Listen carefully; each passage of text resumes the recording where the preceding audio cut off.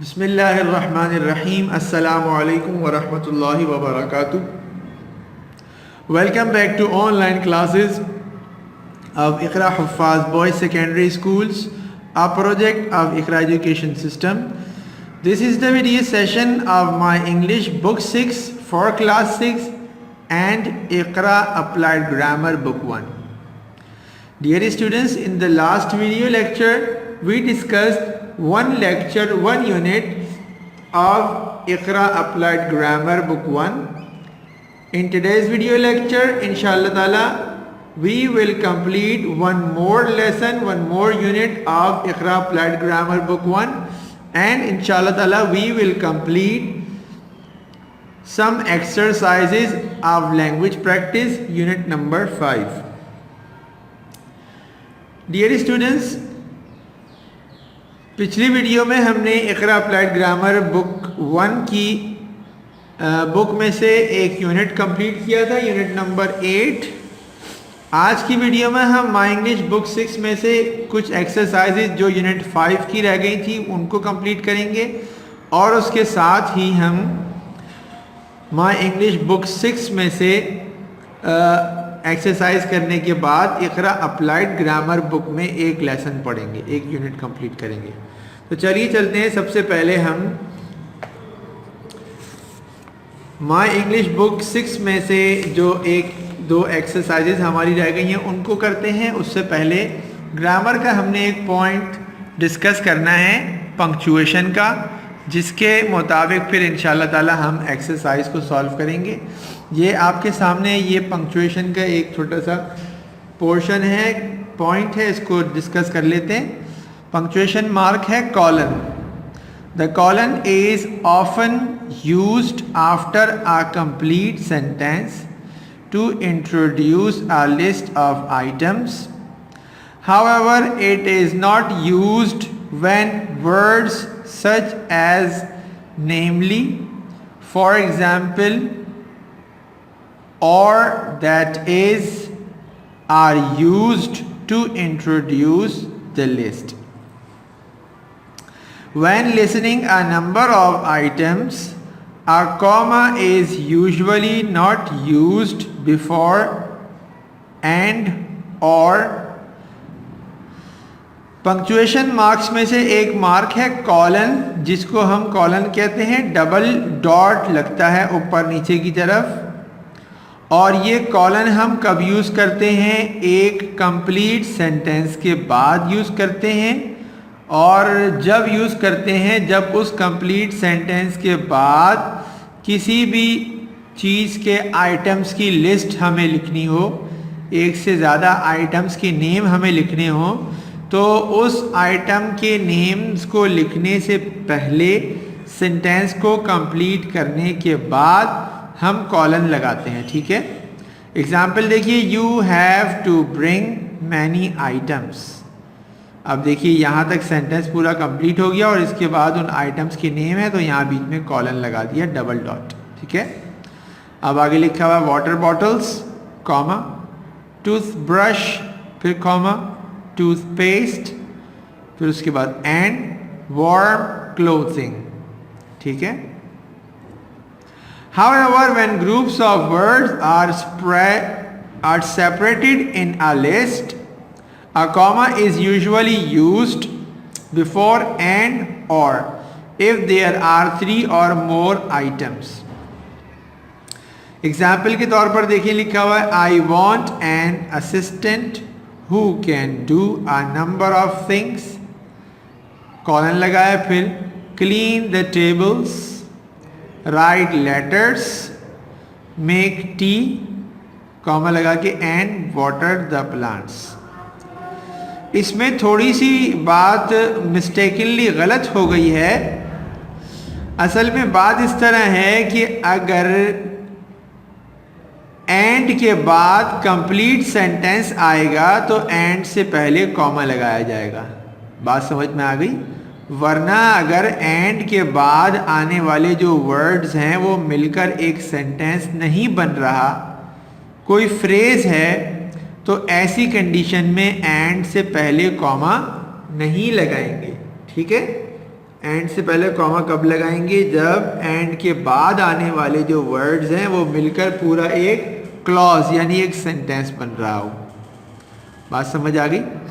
तो स्टूडेंट्स, आपको ये बात समझ में आ गई कि जब हमें एक सेंटेंस में बहुत सारी चीज़ों की लिस्ट देनी होती है, आइटम्स की, तो उस सेंटेंस में जब सेंटेंस कंप्लीट हो जाए और उसके बाद लिस्ट लिखनी हो तो सेंटेंस के फ़ौरन बाद कॉलन लगाते हैं, फिर लिस्ट को हम कॉमा लगा के लिखते जाते हैं और सबसे लास्ट वाली आइटम से पहले एंड यूज़ करते हैं और एंड से पहले कॉमा जब लगाते हैं जब एंड के बाद लिखे गए वर्ड से मिलकर पूरा एक सेंटेंस बन जाए। अगर ऐसा ना हो तो एंड से पहले कॉमा नहीं लगेगा। ठीक है, चलिए अब ज़रा इसकी एक्सरसाइज करने के लिए एक्सरसाइज नंबर 9 देखते हैं नेक्स्ट पेज पर। आपको उसको देखकर इंशाल्लाह ताला आइडिया हो जाएगा। देखिए, इसमें हमें टास्क ये मिला है, हमें काम ये मिला है करने का कि select the sentences from the following ones in which the colon has been used correctly and write them in your notebook. Follow the example. इसमें जो लिखा है नोटबुक में लिखने का, आपको इसको नोटबुक में नहीं करना, ये कॉपी में बुक में ही करने का है, कॉपी में इस काम को नहीं करना। ठीक है, क्या करना है, आपने सेंटेंस में देखना है जहाँ पर पंक्चुएशन मार्क्स सही यूज़ हुए हैं, कॉलन सही जगह लगा हुआ है, कॉमा सही जगह लगे हुए हैं, तो आप समझ लेंगे कि ये सेंटेंस सही है, तो उसके आगे करेक्ट लिख देंगे। ठीक है, The children's books were left in 3 places. इसके बाद colon, Mr. Salim's room, the kitchen and the gardens cupboard. The gardens cupboard ये पूरा मिलके सेंटेंस नहीं है बल्कि ये फ्रेज बन रहा है, तो इसके लिए एंड से पहले कॉमा नहीं लगा हुआ। सही है।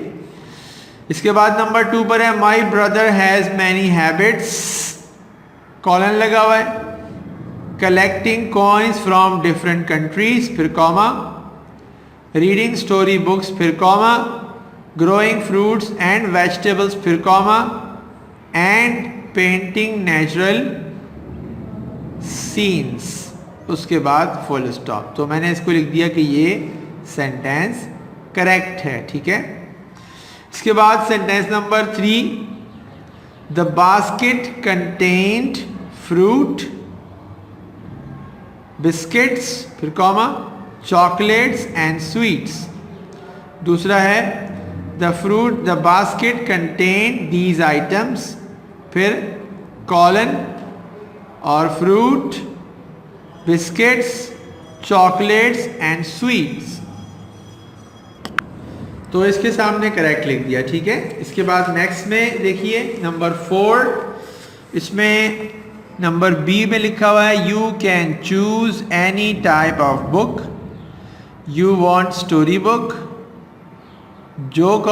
Book of jokes, recipe book और गार्डनिंग बुक। तो इसके सामने करेक्ट लिखा गया, आप भी पेंसिल से ऐसे ही कर देंगे। नंबर 5 में number B, I can see many things from here, colon लगा, फिर उसके बाद the old lighthouse, comma, seagulls catching fish, comma, children playing on the beach, comma, and boats in the सी।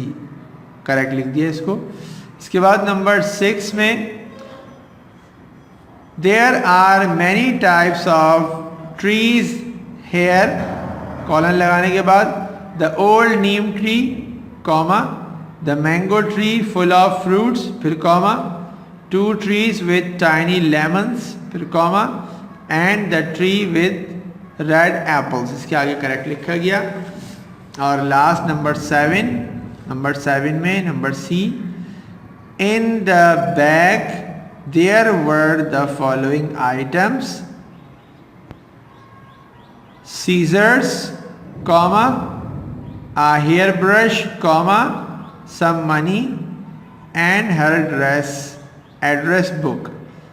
ठीक है, इसके आगे करेक्ट लिखा गया। अब एक्सरसाइज 10 में आपको यही एक्टिविटी परफॉर्म करनी है, बट खुद उसमें पहले से लिखा हुआ नहीं है, आपको सही गलत पहचानना नहीं है, बल्कि उसमें सेंटेंस लिखा हुआ है, आपको कॉमा और कॉलन उसमें खुद यूज करना होगा, ठीक है।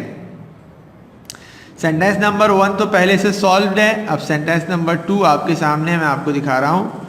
Please buy these things from the shop. अब यहां पर पेंसिल से लगा हुआ है वो कॉलन, मैं उसको ब्लू पेन से कर दूंगा तो इंशाल्लाह वो हाईलाइट हो जाएगा। इसके बाद है litre of milk, comma, a loaf of bread, फिर comma, a packet of salt and a tin of oil। ठीक है, ये सेंटेंस हमने सही कर दिया, आप भी इसको बुक में ऐसे ही कर देंगे। इसके बाद नंबर 3 पर there are too many things in this drawer, फिर इसको कॉलन लगा दिया, पेंसिल्स, कॉमा, पेपर्स, फिर कॉमा, बॉक्सेस, फिर कॉमा, कॉम्स एंड क्लिप्स। ठीक है, अब देखिए कॉम्स के बाद कॉमा नहीं लगाया क्योंकि क्लिप्स जो है वो एक ही वर्ड है। Number 4, travelling by train has many advantages, colon लगाया, one can easily walk about, फिर comma, there is place to sleep properly, फिर comma, one can enjoy the scenery, फिर comma, and one can make new friends. देखिए one can make new friends पूरा एक clause आ गया, तो उससे पहले हमने एंड से पहले यहाँ कॉमा लगा दिया, आप भी यहाँ कॉमा लगाएंगे। नंबर 5 पर है cut all these fruits and put them in the bowl, colon लगाया, उसके बाद a mango, कॉमा, 3 bananas, फिर कॉमा, an orange, फिर comma, 2 apples and a guava। ठीक है। Number 6, pack all the things that we need to take with us, इसके बाद colon, all our warm clothes, comma, at least 3 pairs of shoes, फिर comma, the new camera, फिर comma, some of the medicines and 1 or 2 blankets। ठीक है, इसके बाद last sentence है number 7, the girls decided to buy all the things they would need for Eid। इसके बाद colon लगाया, ड्रेसेस, कॉमा बनाया, सैंडल्स, फिर कॉमा, पर्सेस, फिर कॉमा, बैंगल्स, फिर कॉमा, इयररिंग्स एंड मेहंदी। ठीक है स्टूडेंट्स, तो इस तरह से आप इसको करते जाएंगे, इंशाल्लाह ये आपका काम कंप्लीट हो जाएगा। इसको एक बार मैं यहाँ पर इसको कोशिश करता हूँ कि ये पूरा अच्छी तरह इसमें आ जाए। आप इसको रोक के वीडियो को पॉज करके भी यहाँ से देख सकते हैं और इंशाल्लाह आपको उसकी PDF भी दे दी जाएगी। सो डियर स्टूडेंट्स, यहाँ पर हमारा यूनिट नंबर 5 कंप्लीट हो गया। लैंग्वेज प्रैक्टिस की एक्सरसाइजेज भी पूरी हो गई। हमने रीडिंग कॉम्प्रीहेंशन में जो एक्सरसाइजेज थी उसमें से कोई भी एक्सरसाइज कॉपी में नहीं की, और लैंग्वेज प्रैक्टिस में हमने एक्सरसाइज 3, एक्सरसाइज 4 और एक्सरसाइज 7 कॉपी में की है। उसके अलावा सारी एक्सरसाइजेज बुक में हैं। सो आपने ये याद रखना है कि हमने कौन सी एक्सरसाइज बुक में, कौन सी कॉपी में। इंशाल्लाह आपको उसकी PDF भी बहुत जल्द दे दी जाएगी और आप उससे देखकर काम कर लीजिएगा। चलिए अब ज़रा ऐसा करते हैं कि इकरा अप्लाइड ग्रामर में से थोड़ी सी प्रैक्टिस करते हैं। एक लेसन, एक यूनिट स्टार्ट करते हैं। हमारे पास आज की वीडियो के लिए मैंने आपको शुरू में बताया था कि आज की वीडियो में हम इकरा अप्लाइड ग्रामर में से एक यूनिट पढ़ेंगे, और वो यूनिट जो हमने आज अप्लाइड ग्रामर से पढ़ना है यूनिट नंबर 13 है। चलिए यूनिट नंबर 13 की तरफ चलते हैं। यूनिट नंबर 13 है पेज नंबर 57 पर, और इसमें हमें सबसे पहले क्या पढ़ना है, linking verb non action sentences के। और लिंकिंग वर्ब कौन कौन से हमारे सामने इस वक्त हैं, वॉज और वर। चलिए सबसे पहले आप यहाँ डेट लिख दीजिए आज की, और उसके बाद फिर हम काम शुरू करते हैं। ग्रामर इन यूज में ज़रा ये देखिए पढ़ते हैं ताकि हमको पता लगे ये वॉज और वर हैं क्या। There was dirt on my shirt and leaves were in my hair. There was mud on my boat, but I did not really care. Playing outside was so much fun. As I got warmed under the sun, there were flowers all around, and bees gave a buzzing sound. I was happy, I was free, as the lovely nature blessed me. अब देखिए यहाँ पर was और were use किया गया है। अब जरा देखते हैं ग्रामर पॉइंट में, लर्न ग्रामर में क्या बताया गया है। लिखा हुआ है I, he, she, it agree with was, you, we, they agree with were. 7 pronouns जिसमें हमने कौन कौन से पढ़े, I, we, you, they, he, she, it. इन 7 प्रोनाउंस में से 4 pronouns I, he, she, it, ये 4 प्रोनाउंस लगेंगे, इसके साथ लगेगा वॉज, और यू, वी, दे इन 3 प्रोनाउंस के साथ लगेगा वर।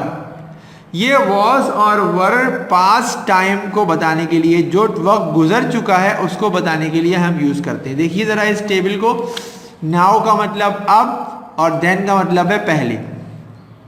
आई एम रिलैक्स्ड, और पहले आई वॉज टायर्ड। ठीक है, समझ में आ गई बात।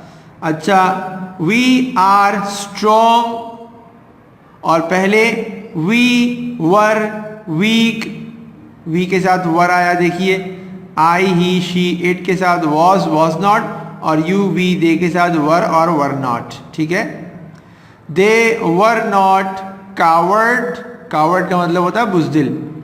ठीक है, तो इस तरह से आपको ये 2 बातें पता चल गई। एक तो ये कि वॉज और वर ये पास्ट के लिए यूज करते हैं, और इसमें से आई, ही, शी, इट के साथ वॉज आता है, और यू, वी, दे के साथ वर आता है। ठीक है स्टूडेंट्स, तो चलिए अब ज़रा चलते हैं एक्सरसाइजेस को देख लेते हैं, ताकि आपकी प्रैक्टिस हो जाए और आपको आइडिया हो जाए कि किस तरीके से वॉज और वर को यूज़ करना है।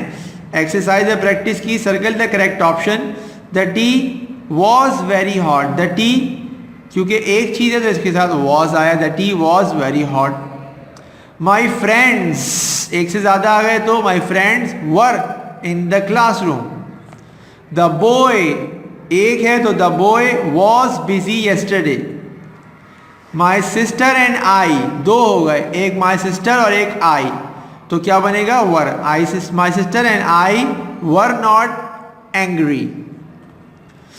इसके बाद number 5, the building, the building एक है तो इसके साथ आ रहा वॉज वेल डेकोरेटेड। इसके बाद there were many children, many children आया तो वर आया, there were many children in the park. ठीक है, तो इस तरह वॉज वर हम यूज कर सकते हैं। इसके बाद एक्सरसाइज बी, इसमें हमें सेंटेंसेस को चेंज करना है। पास्ट में लिखा हुआ है change the given sentences into their past form. Past में सिर्फ क्या करना होगा, इज, एम, आर जो यहाँ पर लगा हुआ हो, ये इज आ गया, ये आर आ गया, ये आर आ गया, ये वाला आर, ये वाला आर, ये वाला इज, ये जहाँ पर भी आपको नजर आएंगे इनको वॉज वर में आपको चेंज करना होगा। सारा इज माई क्लास फेलो, मैंने लिखा सारा वॉज माई क्लास फेलो, आप भी ऐसे ही लिख देंगे। पूरी लंबी हमारे पास ज़्यादा लाइन है, ज़्यादा जगह है, तो आप ज़्यादा गैप देकर अच्छी अच्छी राइटिंग में जॉइनिंग में लिखिएगा। नंबर 2 पर है they are not in the museum, तो हमने लिखा they were not in the museum, क्योंकि अभी हम पढ़ कर आए कि दे के साथ वर आता है। My parents are at home, हमने लिखा my parents were at home. इसके बाद there are many animals in the zoo, तो आप क्या लिखेंगे, there were many animals in the zoo, सिर्फ आर को वर में चेंज करना पड़ेगा। नंबर 5 पर all the books are not in the bag, तो ऑल द बुक्स आर के बजाय ऑल द बुक्स वर आपको लिखना होगा। और नंबर 6 में there is a candle on the cake, तो कैंडल एक है तो इज के बजाय वॉज लिख देगा, there was a candle on the cake. ठीक है, नेक्स्ट में पेज 59 हमारे पास है एक्सटेंडेड प्रैक्टिस, ये फिल इन द ब्लैंक्स है, इसमें कहीं पर वॉज और कहीं पर वर लिखना होगा। लिखा हुआ है complete the paragraph by putting was were. The weather was pleasant last month, was लिखा।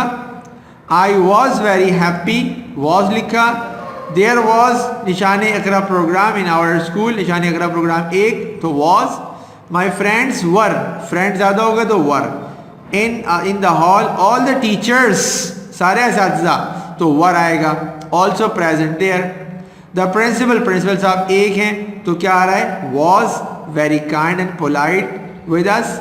द फूड, फूड सिंगुलर है एक है तो वॉज है, the food was tasty. The ice cream was fresh and sweet, ice cream के साथ वॉज आया। The cold drinks ज़्यादा है तो the cold drinks were chilled. इसके बाद the tea was hot. Our dresses were beautiful. The tableaux were fun. इसके बाद there dash a noise all around, there were a noise होगा या वॉज होगा, बिल्कुल आपने सही अंदाजा लगाया, देयर वॉज, क्योंकि आ नॉइस है ना, तो there was a noise all around. और I dash thankful to Allah almighty for that day, I were तो नहीं होगा ना, आई वॉज। Very good. चलिए इसके बाद एक्सरसाइज बी है नेक्स्ट एक्सरसाइज, और इस एक्सरसाइज बी में भी हमें सेंटेंसेस बनाने हैं, वर्ड्स गिवन है, इनको देखते हुए हमें सेंटेंसेस बनाने होंगे। और पिक्चर्स भी सामने है, लिखा हुआ है look at the picture, right sentences using was, was not, were not. पहला सेंटेंस के लिए वर्ड लिखे हुए बॉयज और इन द पार्क, तो क्या लिखा, the boys were not in the park, ये तो पार्क में नहीं है। नंबर 2 पर है सूप और हॉट, हमने सेंटेंस लिखा द सूप वॉज हॉट, क्योंकि उसमें से पिक्चर में ऐसा लग रहा है जैसे भाप निकल रही है तो वो गर्म है। नंबर 3 पर वेदर कोल्ड, और गर्मी का मौसम नजर आ रहा है पिक्चर में, तो हम क्या लिखेंगे, the weather was not cold. ठीक है, इसके बाद 4 और 5 मैंने नहीं लिखा, 4 में बॉयज और एंग्री, और ये पिक्चर में नजर भी आ रहा है तो हम क्या कहेंगे, द बॉयज वर एंग्री। और क्लास में शोर हो रहा है तो क्लास शोर शराबे वाली नजर आ रही है देखने में, तो हम क्या कहेंगे, द क्लास वॉज नॉइसी। ठीक है स्टूडेंट्स, इसके बाद चलते हैं नेक्स्ट पेज। नेक्स्ट पेज में हमारे पास 60 पर वर्ड बैंक के वर्ड्स हैं, इन वर्ड्स को पहले डिस्कस कर लेते हैं।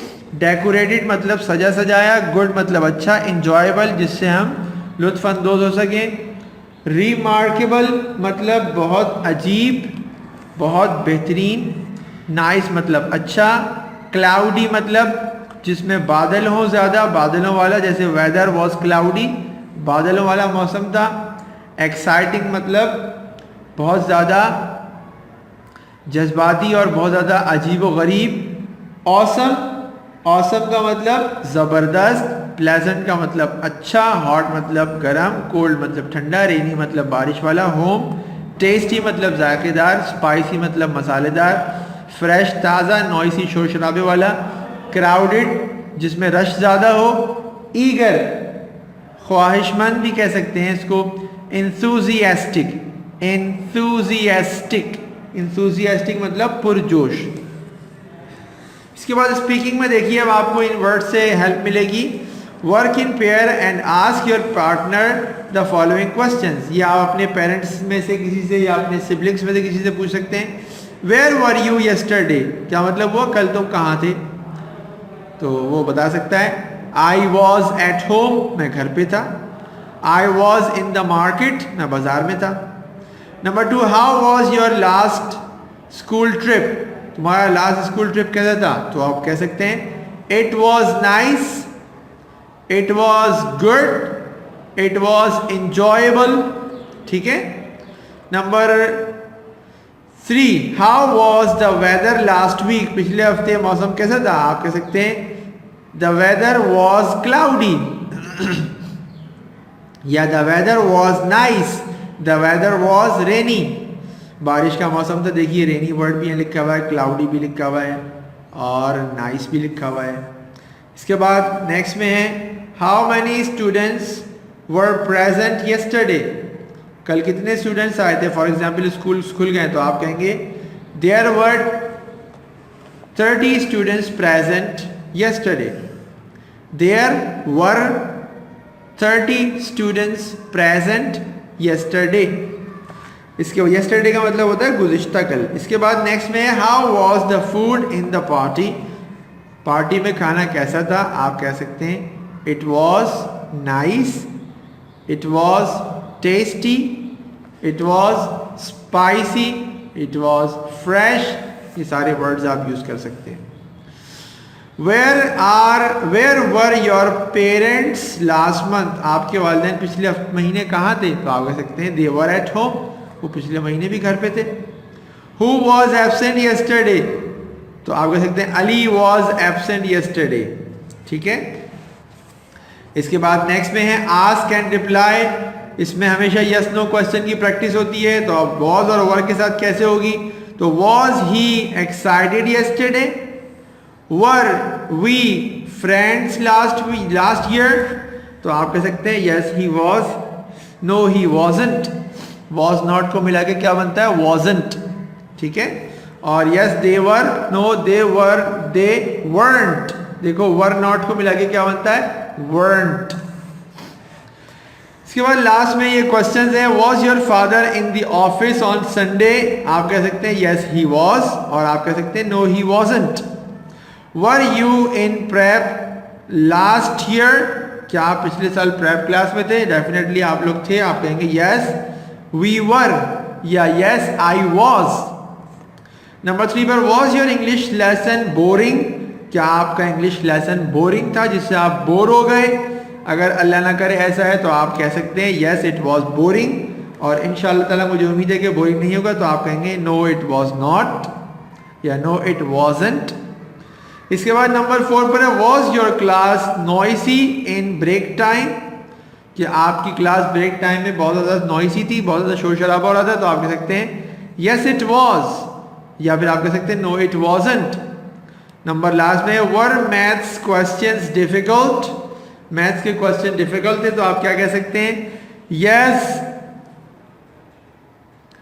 Maths questions were difficult. बल्कि इसमें तो दे वर और दे वर्ंट करना होगा. तो आप कहेंगे यस दे वर या फिर आप कह सकते हैं नो दे वर्ंट. ठीक है. तो इस तरह आप क्वेश्चन का आंसर रिप्लाई यस नो में दे सकते हैं. So dear students, this is the end of today's video session and I hope you have clearly understood whatever we discussed in today's video. आज की वीडियो अपने इख्तिताम को पहुंची और मुझे उम्मीद है कि जो कुछ हमने आज की वीडियो में डिस्कस किया वो इंशाअल्लाह ताला आप अच्छी तरह समझ चुके होंगे.